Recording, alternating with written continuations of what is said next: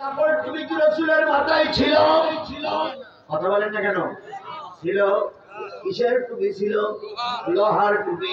বলুন তো জুব্বা পরা সুন্নত? আল্লাহর নবী যখন উহুদে যাইতেন তখন কি জুব্বা থাকতো? কিসের জামা? লোহার জামা।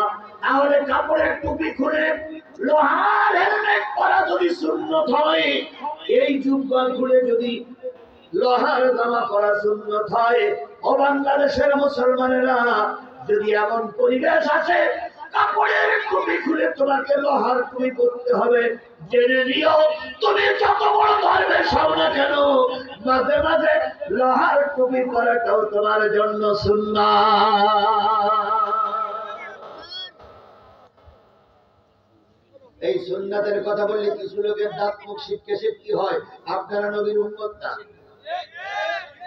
আপনি পড়বেন কি না পড়বেন এটা আপনার ব্যাপার, কিন্তু লোহার টুপি লোহার জামা শুনে যদি আপনার মনে করে ঘৃণা লাগে, আমি বুঝতাম আপনি রাসূলের উম্মত না, আপনি রাসূলের কলঙ্কিত উম্মত। এবার আপনাকে জানতে হবে রাসূল লোহার টুপি পরেছে না পরেনি, এটা আপনার জানতে হবে। যদি রাসূল পরে থাকে আপনার সমস্যা কোথায়? যদি রাসূল লোহার জামা পরে থাকে আপনার পক্ষে সমস্যা কোথায়? যদি রাসূল রাজনীতি করে থাকে আপনার রাজনীতি করতে সমস্যা কোথায়? যদি রাসূল দেশের প্রধানমন্ত্রী হয়ে থাকে আপনি প্রধানমন্ত্রী হবেন না, একাও তো হবেন, সমস্যা কোথায়? কিছু লোক ধর্মে সেজে কারো সব ঝামেলা আমি যাবো না, তার মানে বোঝা গেল রাসূলের চাইতে এনারা 31 টাকা বেশি বোঝে।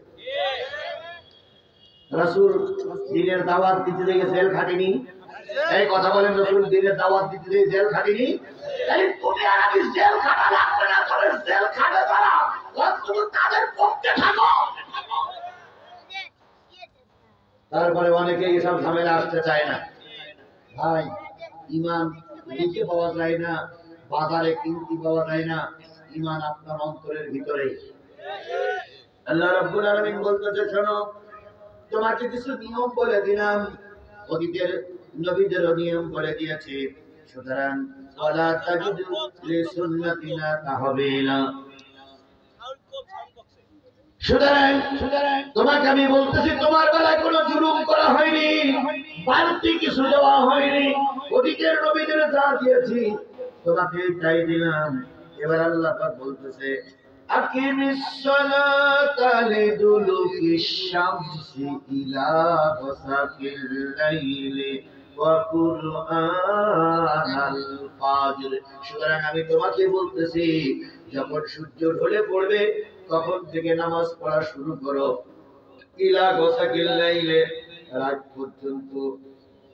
তাহলে সূর্য ঢলে পড়লে নামাজ শুরু করতে হবে কোন পর্যন্ত? রাত পর্যন্ত। কোন পর্যন্ত? এবার বলুন তো, সূর্য ঢলে পড়লে যে নামাজটা পড়েন সেই নামাজটার নাম কি? আরো জোরে বলেন, সেই নামাজটার নাম কি? আর রাতে যে নামাজটা পড়া হয় সেই নামাজটার নাম কি? ঈশা। মাঝখানে কয় ওয়াক্ত রয়েছে? সেই দুই ওয়াক্তের নাম বলেন আসর আর মাগরিব। কি ভাই আপনার নামাজ পড়েন না? তাই বলতে সমস্যা কি? সূর্য ঢলে পড়লে কিসের নামাজ পড়লাম?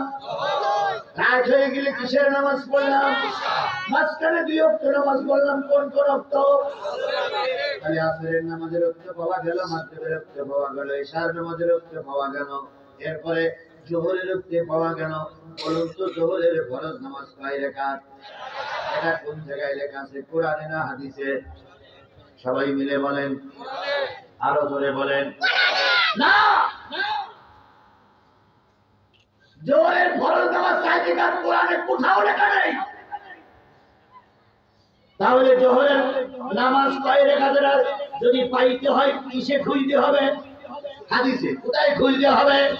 তাহলে কোরআন বুঝতে গেলে হাদিস লাগবে, হাদিস ছাড়া কোরআন বোঝা যাবে। কিছু লোক বলে আমি কোরআন মানি হাদিস মানি না, ও মুসলমান না। আবার কিছু লোক বলে আমি হাদিস মানি কোরআন মানি না, ও মুসলমান না। কারণ কোরআন বুঝতে গেলে হাদিসে যাওয়া লাগবে, আর হাদিস বুঝতে গেলে কোরআনে যাওয়া লাগবে। হাদিস আর কোরআন ছাড়া একটার সঙ্গে আরেকটার বোঝা সম্ভব নয়। তাহলে কোরআনে বললেন জোহরের নামাজ থেকে এশার নামাজ পর্যন্ত পড়ো, আর হাদিসে বললেন জোহরের ফরজ নামাজ কয় রাকাত, আসরের ফরজ নামাজ কয় রাকাত। আল্লাহর নবী বলেন যেই ব্যক্তি 4 রাকাত নামাজ পড়বে সেই ব্যক্তি মরার সাথে সাথে 8টা জান্নাতের মালিক হয়ে কবরে যাবে। যারা দাঁড়িয়ে আছেন, বসে আছেন, ভেস্তে যেতে চান কারা কারা, একটু হাত তোলেন তো। ভেস্তে যেতে চান কারা কারা? দেখেন, ভেস্তে দেওয়ার কথা বলি তাও হাত তুলতে না। মানে এত বুঝতাম যে আমার চাইতে 4-20টা বেশি বোঝে। আমি কি অন্য কিছু বলেছি ভেস্তে যাবেন কারা কারা, হাত তোলেন। তা আপনার হাত তুলতে যদি এতই লজ্জা লাগে, এতই যদি আপনি আল্লাহ থেকে সম্মানিত হয়ে থাকেন, এতই যদি আপনার সম্মান বেশি হয়ে থাকে, তাহলে এখানে আইসেন কি করতে আপনি? মেজাজটা গরম করে গেল না। আমি কিন্তু মাথা বিক্রি করে ওয়াজ করতে আসিনি বলে। তাহলে জান্নাতে আমরা সবাই যেতে চাই না? চাই না? জোরে বলেন চাই কি চাই না? আরে বাবা, চাই কি হবে? দেবে কি দেবে, সেটা দেবে কি দেবে না সেটা কার ব্যাপার? আল্লাহর ব্যাপার। তাহলে আমরা সবাই জান্নাতে যেতে চাই। নবী বলেন যারা জোহরের সালাত আদায় করবে আর আসরের সালাত আদায় করবে তারা কয়টা জান্নাতের মালিক হয়ে কবরে যাবে? 8টা জান্নাতের মালিক হয়ে কবরে যাবে। এবার বলুন তো, মাগরিবের ফরজ নামাজ কয় রাকাত? এশার ফরজ নামাজ কয় রাকাত? তাহলে 4 আর 3 কত হয়? দোজখ কয়টা? নবী বলেন এই 7 রাকাতের নামাজের পাবন্দি যারা করবে, এই অবস্থায় যদি মৃত্যু হয়ে যায়, আল্লাহ রাসূল বলেন মৃত্যুর সাথে সাথে 7টা জাহান্নামের দরজা আল্লাহর পক্ষ থেকে বন্ধ করে দেওয়া হবে। ও যুবক, ও মুরব্বী, ও বয়স্ক ভাই, ও নারী, ও বোন, ও শিক্ষিত মানুষ, ও অশিক্ষিত মানুষ, ও মসজিদের সভাপতি, সেক্রেটারি, ও মসজিদের ইমাম, ও মাদ্রাসার প্রিন্সিপাল, ও মাদ্রাসার মুহতামিম, জেনে রেখো মাগরিবের নামাজ নাই, এশার নামাজ নাই, দোজখের আগুন বন্ধ হবে। জোহরের আযান নামাজ আছে, আসরের নামাজ আছে, 8টা জান্নাতের মালিক আপনি হয়ে গেলেন। এবার আসুন, আপনি নামাজি, দল করেন বেনামাজি। আপনি নামাজি কিন্তু যে দলের সঙ্গে থাকেন সে দল কি? জোরে বলেন সে দল কি? বেনামাজি। আল্লাহ রাসূল বলেছেন মান তাশাব্বা বিকাউমিন ফাহুয়া মিনহু, যেই জাতির সঙ্গে যেই জাতির বসা ওই জাতি যেখানে যাবে, তুমি যত বড় দরবেশ হও তোমাকে ও জায়গায় যাওয়া লাগবে। এমনি নামাজি কিন্তু দল করে বেনামাজিদের সঙ্গে। ওরা তিনি নেতারা সব বেনামাজি। তাহলে ওই নেতারা যেখানে যাবে আপনাকেও সেখানেই যেতে হবে। এই জন্য আমি নিজে নামাজ পড়বো, নামাজিদের সাথেই থাকবো। তাহলে কয় ওয়াক্ত নামাজের কথা একসঙ্গে বলা হলো? 4 ওয়াক্ত। 4 ওয়াক্ত নামাজ পড়লে 2টা পুরস্কার পাইলেন। একটা দোজখের আগুন বন্ধ হলো, আর একটা জান্নাতের দরজা কি হলো? তাহলে এখানে যত লোক আছেন দোজখে কেউ যেতে চান? জোরে বলেন যেতে চান? বন্ধুরে, মোনাজাত করে দোজখ বন্ধ করা যাবে না। বিশ্বাস করুন, 21টা গরু জবাই করে দোজখ বন্ধ করা যাবে না, 52টা গরু জবাই করে দোজখ বন্ধ করা যাবে না। দোজখ যদি বন্ধ করতে চাও তোমাকে নামাজি হওয়া লাগবে। সুতরাং এই নামাজ আমি আপনাদের পায়ে ধরে অনুরোধ করলাম, এই নামাজ কাজা করা যাবে না। তাহলে মাগরিব আর ইশার নামাজ যদি কেউ পড়ে, দোজখের দরজা তার জন্য কি হবে? বন্ধ হবে। জোহরের নামাজ আর আসরের নামাজ যদি কোনো ব্যক্তি আদায় করে ঠিক মতো, তাহলে সে মৃত্যুর সাথে সাথে 8টা জান্নাতের মালিক হবে। তাহলে জান্নাতে যেতে চান যারা যারা হাত তুলেছিলেন, দোজখে যেতে চান না যারা যারা হাত তুলেছিলেন, তাহলে দোজখ আর বেহেশতে, দোজখ বন্ধ করতে গেলে, বেহেশতে পাইতে গেলে 4 ওয়াক্ত নামাজের বিকল্প আছে। জোরে বলেন বিকল্প আছে। এখন আপনি নামাজ পড়বেন কিন্তু উযু করবেন না, হবে? হবে। তাহলে উজু করে পাক পবিত্র হয়ে নামাজের হক আদায় করে দোজখ বন্ধ হবে, বেহেশত খোলা হবে। এবার বাকি আছে একটা ওয়াক্ত, সেই ওয়াক্তটার নাম কি? আরো জোরে বলেন, সেই ওয়াক্তটার নাম কি? আরো জোরে বলেন। এবার আল্লাহ রাব্বুল আলামিন বলতেছেন, ইন্না কুরআনাল ফাজরি কানা মাশহুদা। জেনে নিও, ফজরের কোরআন তেলাওয়াত তোমার আর আমার জন্য আল্লাহর কাছে সাক্ষী হবে। এবার বলতে মাগরিবে কোরআন তেলাওয়াত করা লাগে না লাগে না? আসরের জোহরে কোরআন তেলাওয়াত লাগে না লাগে না? কিন্তু ফজরের কোরআন তেলাওয়াত কেন সাক্ষী হবে? সাহাবী আজমাইন প্রশ্ন করলেন, ইয়া রাসূলুল্লাহ, এশার কেরাত সাক্ষী হলো না, মাগরিবের কেরাত সাক্ষী হলো না, জোহরের কেরাত সাক্ষী হলো না, ফজরের কেরাত কেন মানুষের সাক্ষী হবে? নবীজি বলেন, সাহাবীরা বলো তো, যখন ফজরের নামাজ পড়া হয় তখন রাত না দিন? আপনারাই বলবেন, যখন যখন ফজরের নামাজ আমরা পড়ি যখন রাত না দিন? না, রাত না দিনও না, রাত শেষ দিনের শুরু। রাত নয় দিনও নয়। যারা 6টার থেকে কোনো অফিস আদালতে ডিউটি করে 12টা পর্যন্ত, 12টায় যখন ডিউটি শেষ হয়ে যায় একদল কর্মচারী বেরিয়ে আসে আর একদল কর্মচারী ঢোকে। কারণ কারোর আছে 12টার থেকে 6টা, আর কারোর আছে 6টার থেকে 12টা। দুই শিফটের কর্মচারী যারা ডিউটি করে তারা দুই শিফটের কর্মচারীর সঙ্গে একজন আরেকজনের সঙ্গে দেখা হয় না হয় না? যারা বেরিয়ে আসে তাদের সঙ্গে দেখা হয় যারা ঢোকে। ঠিক তদ্রুপ নবী বললেন, রাত আর দিনের ডিউটিকারী ফেরেশতা থাকে। রাতের ডিউটি থাকে 70,000, দিনের ডিউটিকারী 70,000। যারা রাতের ডিউটি করে ফজরের উঠতে চলে যায় তারা দেখে একদল লোক দিল ধরি পুরাতন জামে মসজিদে ফজরের নামাজ আদায় করতেছে। ইমাম সাহেব সূরা পড়তেছে, ওয়াস-সামাই যাতিল বুরুজি ওয়াল ইয়াউমিল মাউদি ওয়া শাহিদিন ওয়া মাশহুদ।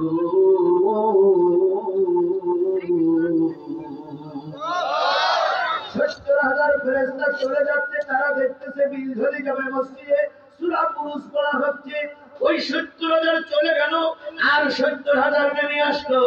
নেমে আসার পরে দেখতেছি ইমাম সাহেব পড়তেছে, আলাম নাশরাহ লাকা সাদরাক ওয়া ওয়াদানা আনকা বিযিরাক। ওই যারা নেমে আসলো তারাও দেখতেছে কোরআন পড়তেছে, যারা চলে গেল তারাও দেখতেছে কোরআন পড়তেছে। বলুন তো উঠে গেল কয় হাজার? নেমে আসলো কয় হাজার? তাহলে 70 আর 70 কত হলো? পায়ে ধরে বলি বাজার, যারা ফজরের নামাজ আদায় করবে কিয়ামতের দিন প্রতিদিনের জন্য 1,40,000 ফেরেশতা সাক্ষী দেবে, আল্লাহ আব্দুর রহমান নাওয়াজি।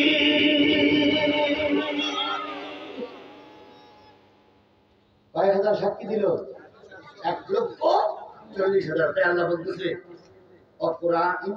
কুরআনাল ফাজরি কানা মাশহুদা, নিশ্চয়ই ফজরের কোরআন তেলাওয়াত তোমাদের জন্য সাক্ষী হবে। তাহলে 5 ওয়াক্ত নামাজ পড়লে জান্নাত পাওয়া গেল, 5 ওয়াক্ত নামাজ পড়লে জাহান্নাম বন্ধ হলো। 5 ওয়াক্ত নামাজ যদি দৈনিক কেউ আদায় করে 1,40,000 ফেরেশতা আপনার পক্ষে আল্লাহর কাছে কি দেবে? সাক্ষী দেবে। এবার রাসূল বলেছেন শুধু সাক্ষী দেবে না, এই যে দুটো লোক বললেন নাকি নামাজি না বেনামাজি, ওরা জিজ্ঞেস করলেন যে নামাজের ফরজ পায় না। আশ্চর্য ব্যাপার, হিন্দুরা যদি পূজা না করে হিন্দুত্ব থাকে না, খ্রিস্টানরা যদি গডের কাছে দিয়ে সেবা না করে গডের শেষ খ্রিস্টান থাকে না। তুমি মুসলমান, নামাজ নাই, তুমি মুসলমানই না। কথা বোঝেননি? আমার কথা বোঝেননি? আপনি একটা স্কুলে ছাত্র, স্কুলে যান নাই, বছর শেষে গেছেন, যে বন্ধু স্যার আমার রেজাল্টের খবর কি? স্যার বলো যদি কোনোদিন স্কুলে আসেনি তোর আমার রেজাল্ট কি? আপনি একজন মুসলমানের বাচ্চা, আপনি 5 ওয়াক্ত নামাজ পড়েন না, আপনার মুসলমানিত্বই থাকে না। আল্লাহ রাসূল বলেছেন, বাইনাল আবদি ওয়াল কুফরি তারকুস সালাত, মুসলমান আর কাফেরের ভিতরে একটাই পার্থক্য, নামাজ। যে ব্যক্তি আযানের পরে নামাজ পড়ে ওই ব্যক্তি মুসলমান, যে নামাজ পড়ল না ইমাম আবু হানিফার মতো সে মুসলমান না। আমাদের দেশে গরম মাছ আমরা অনেক করেছি, গরম মাছ আমার জীবনে বহুত করেছি, গরম মাছ এখনো হবে, কিন্তু সেটা বড় কথা নয়। আমি যদি মুসলমানই না থাকি তাহলে দেশের ইসলামী রাষ্ট্র বানাই লাভ হবে। সুতরাং 5 ওয়াক্ত নামাজ এই বছর এই মাসেই 5 ওয়াক্ত নামাজ আমার জন্য ফরজ হয়েছিল। সেই 5 ওয়াক্ত নামাজের কথা আমি আপনাকে শোনানোর জন্য চেষ্টা করছি। তাহলে 5 ওয়াক্ত নামাজের ভিতরে পুরস্কার পাইলাম, দোজখের দরজা বন্ধ হলো, জাহান্নামের দরজা বন্ধ হলো, জান্নাতের দরজা খোলা হলো। এবার ফজরের নামাজে কয় হাজার ফেরেশতা সাক্ষী দেবে? সবাই মিলে বলেন, সবাই মিলে বলেন। 1,40,000 ফেরেশতা সাক্ষী দেবে। এবার ফজরের নামাজ আদায় কারি এবং কারিনী, পুরুষ এবং নারীকে আল্লাহ পাক দুইটা পুরস্কার দেবেন। 1 নম্বর পুরস্কার, যারা ফজরের সালাত আদায় করবে তাদের কবরে আযাব হবে না। কবরের আযাব দুর্মুজ দেখাই মাফ করা যাবে না। আমাদের দেশের কিছু লোক মারা যাওয়ার পরে পুলিশ এসে সম্মান দেখায়, আরামে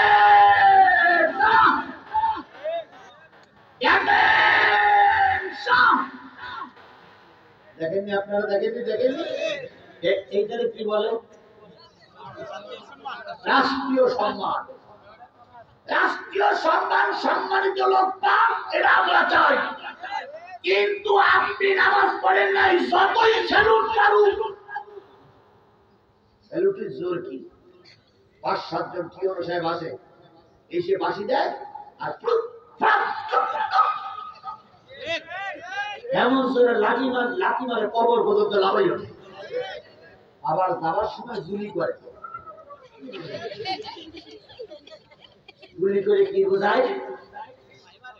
যে আমাদের একটা নেতা আছে, খবরদার ফেরেশতাদের উল্টোপাল্টা করিস না, নাকি?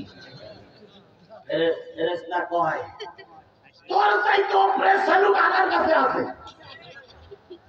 ওই স্যালুট দিয়ে 40 কদম যাওয়ার মতো সময় দিই, তারপরে দেখ স্যালুট আমি কি করে চালাই। কথা কি বুঝিয়েছেন আমার? সুতরাং আপনি বিএনপি করেন, জাতীয় পার্টি করেন, আওয়ামী করেন, জামাত ইসলাম করেন, আপনি যে দল করেন, তাবলীগ করেন, চরমনাই করেন, ইবাদত করেন, যে দলই করেন না কেন, নামাজ নাই, কবরের আযাব মাফ হবে না। কবরের আযাব স্যালুট দিয়ে মাফ করা, দলীয় পরিচয় দেখাই মাফ পাওয়া যাবে? এই কথা বলেন, দলীয় পরিচয় দেখাই মাফ পাওয়া যাবে? এখন যদি আওয়ামী লীগের থানা ইউনিয়ন সেক্রেটারি মারা যায়, আর যদি কবরে থাকার পরে যদি পুলিশে ফেরেশতা এসে বলে মানতব্যকা মানদিনকা, তখন ওই লোক যদি বলে আমি সিরাজগঞ্জ থানার অমুক ইউনিয়নের বাংলাদেশ আওয়ামী লীগের সেক্রেটারি, ফেরেশতা সব দৌড়ি মারবে নাকি? বাংলাদেশ জামাত ইসলামের যদি ইউনিয়নের আমির বলে আই ফেরেশতা আরে প্রশ্ন করো, আমার নেতা হলো মতিউর রহমান নেতাজি আর আমার নেতা হলো সাইদি, আমি বাংলাদেশ জামাত ইসলামের এই ইউনিয়নের সভাপতি, মাঝখানে করবে না, কি বলো? ফেরেশতা শুনবে না? ফেরেশতা বলের পরিচয় শুনবে না? ফেরেশতা বলে মান রব্বুকা মান দীনুকা মান নবিয়ুকা, বাস উত্তর দাও জান্নাত। উত্তর দিতে পারবা না, দুর্মুজ খাও, দুর্মুজ খাও, দুর্মুজ খাও। তাহলে কবরের আযাব যদি মাফ করতে চান তাহলে ফজরের নামাজ পড়া লাগবে। এরপরে যদি ঈমান নিয়ে মৃত্যুবরণ করতে চান তাহলে ফজরের নামাজ পড়া লাগবে। ফজরের নামাজ যারা পড়বে আল্লাহ তাদের দুইটা পুরস্কার দেবে, একটা কবরের আযাব মাফ, আর একটা হলো ঈমান নিয়ে মারা যাবে। তাহলে আজকে আমরা এখানে সবাই শপথ নিব 5 ওয়াক্ত নামাজ কাজা করব। আরো জোরে বলেন করব। এবার আসুন, ধরে নিন আপনি জোহরের নামাজের পর মারা গেছেন, আসরের আগে আপনার কবরস্থ করা হয়েছে। কবরে যখন আপনাকে রেখে চলে আসবে, দুইজন ফেরেশতা এসে আপনাকে যখন জিজ্ঞাসা করবে, ওই ফেরেশতার সামনে আপনি ডেকে বলবেন, ভাই ও ভাই, ভাই রে, ভাই এখন কোন সময় চলছে? ফেরেশতা যখন বললো আমরা যখন কবরে আসলাম তখন দেখা গেল যে আপনার এই বিলঝলি মসজিদে আযান হচ্ছে। নামাজি লোকটা, নামাজি নারী, নামাজি পুরুষ বলবে আমি তো অনেকক্ষণ ঘুমাইছিলাম, আসরের রক্তের নামাজ মনে হয় চলে যাচ্ছে, হুজুর পানি দাও। ফেরেশতা হোক আর যেভাবে হুজুর পানি নেবে, হুজুর পানি নেওয়ার পরে ওই লোক আসরের সালাতে দাঁড়ায় যাবে। সামনে বিশ্বাস করুন আল্লাহর কোরআন দিয়ে কথা বলতেছি, ওই লোকটা নামাজে দাঁড়ায় যাবে। নামাজে দাঁড়িয়ে যাবে যখন 2 রাকাত পড়া হয়ে যাবে, 3 রাকাত পড়া হয়ে যাবে, 4 রাকাতের শেষ বইটা যখন চলবে, আল্লাহ নবী বলেন ওই নামাজি লোকটার কানে একটা নতুন বাঁশির আওয়াজ ফিরে আসবে। দূর থেকে একটা বিরাট জোরের আওয়াজ ভেসে আসবে। ওই লোকটা ডাইনে বামে সালাম ফিরে ফেরেশতাদের বলবে, ফেরেশতা ভাই কিসের আওয়াজ শোনা যায়? তখন ফেরেশতারা বলবে কিয়ামত শুরু হয়ে গেছে, ইসরাফিল বাঁশিতে ফু লাগাইছে। সেই ব্যক্তি জোহরের নামাজের পরে মারা গেল, কবর হলো আসরের আযানের সময় নামাজে দাঁড়িয়ে গেল। ওই লোকটি ফেরেশতার গলা জড়াই ধরে বলবে, ও আল্লাহর ফেরেশতা, আমি শুনেছিলাম সর্বশেষ যে ব্যক্তি কবরে থাকবে তাকে 50,000 বছর থাকা লাগবে। আমি তো এক ওয়াক্ত নামাজের সালাম ফিরাতে পারি নাই, তার আগেই দেখি সিংহার ভুত্থান শুরু হয়েছে। তখন ফেরেশতা বলবে, আল্লাহর বান্দা তুমি বড় চালাক, এক ওয়াক্ত নামাজের নিয়ত করেছো, 4 রাকাত নামাজের ভিতরে আল্লাহ পাক 400 কোটি বছর পার করে দিয়েছে। আরেকটু জোরে বলা যাবে না সুবহানাল্লাহ? যদি বলেন হুজুরেরা কি করি শব্দ, বলুন তো মেরাজের রাত্রিতে আল্লাহ রাসূল শুয়েছিলেন কোথায়? কোন জায়গায়? না না, আরে ভাই না জানা চুপ করে থাকে। আল্লাহ রাসূল মেরাজের রাত্রিতে শুয়েছিলেন মক্কার কাবার পাশে তার নিজের ঘরে। উম্মে হানির ঘরে, তুমি আমার ঘরে। জি আচ্ছা, তুমি ঘরে শুয়েছিলেন। এবার ফেরেশতারা এসে বলল কোথায় যেতে হবে? না, আল্লাহর নবী সাল্লাল্লাহু আলাইহি সাল্লাম তাহাজ্জুদের কথা এখানে আছে, আমি বলতেছি তাহাজ্জুদের ব্যাপারটা। তাহাজ্জুদের নামাজের জন্য উঠে পড়েছেন, উঠে পড়া শেষ, ফেরেশতারা এসে বলেন আপনাকে আল্লাহ সালাম দিয়েছে, আরশে মহল্লায় ডাক দিয়েছে। এবার ওখানে একটা বাহন উঠতেন, বাহন থেকে গেলেন কোথায়? বাহনে উঠে গেলেন কোথায়? বাইতুল মুকাদ্দাস। মুকাদ্দাসে ইমামতি করলেন, ইমামতির পরে তিনি একটা মই পাইলেন, মই নিয়ে চতুর্থ আসমানে চলে গেলেন। এরপর আল্লাহর সাথে কথা বললেন। আল্লাহ রাসূল নিজে দুইজন গল্প করলেন, আত্তাহিয়াতু লিল্লাহি ওয়াস সালাওয়াতু ওয়াত তাইয়্যিবাতু আসসালামু আলাইকা আইয়ুহান নাবিয়্যু ওয়া রাহমাতুল্লাহি ওয়া বারাকাতুহু। মেরাজের রাত্রিতে নবী আর আল্লাহ যে গল্পটা করেছিলেন সেটাই হচ্ছে মুসলমানদের শেষ বইটা আত্তাহিয়াত। এই আত্তাহিয়াতের মধ্যে যে কথাগুলো বলি ওই কথাগুলো আল্লাহ আর নবীর সঙ্গে কথোপকথন গল্প। আত্তাহিয়াতু লিল্লাহি, নবী যখন আল্লাহর কাছে গেলেন, আল্লাহ তখন বললেন, হে নবী আমার পক্ষ থেকে আপনার জন্য সম্ভাষণ, সালাম, মোবারকবাদ। والصلوات التحيات لله والصلوات والطيبات السلام عليك أيها النبي। হে নবী আপনার জন্য পবিত্রতা, আপনার জন্য সকল সম্ভাষণ, আমি এবং আমার ফেরেশতার পক্ষ থেকে আপনার প্রতি সালাম। আসসালামু আলাইকা আইয়ুহান নাবিয়্যু ওয়া রাহমাতুল্লাহি ওয়া বারাকাতুহু। আল্লাহর রহমত এবং বরকত গ্রহণ করুন। এবার নবীজি উত্তর দিচ্ছেন, আসসালামু আলাইনা ওয়া আলা ইবাদিল্লাহিস সালিহিন।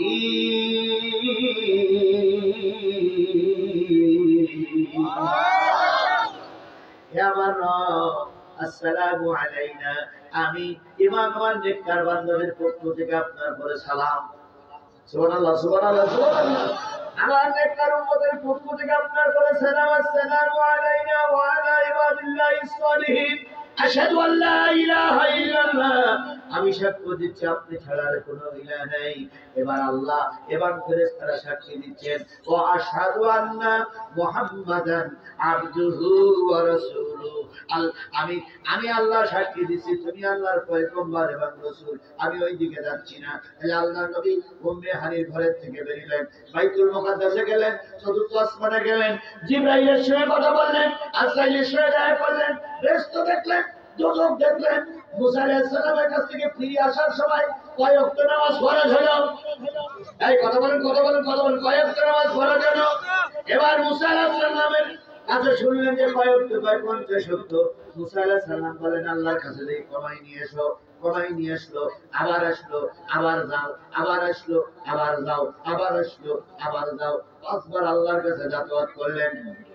বেহেশত দেখলেন, দোজখ দেখলেন, এত কিছু দেখার পরে আল্লাহর নবী যখন উম্মে হানির ঘরে আসলেন, এসে দেখতেছেন উযুর পানি তখনও শুকাই যায়নি, উযুর পানি তখনও গড়িয়ে যাচ্ছে। তাহলে এত কিছু দেখলেন, উযুর পানি ঠিক থাকলো, কত বছর যে চলে গেল, কত বছরের কাজ দেখলেন যে অল্প সময় দেখাতে পারে। আল্লাহর এক বান্দা বান্দি আসরের নামাজের ইমামত, আসরের নামাজের কবরে দাঁড়িয়েছে, 4 রাকাত নামাজে 400 কোটি বছর আল্লাহ কি পার করতে পারবে না?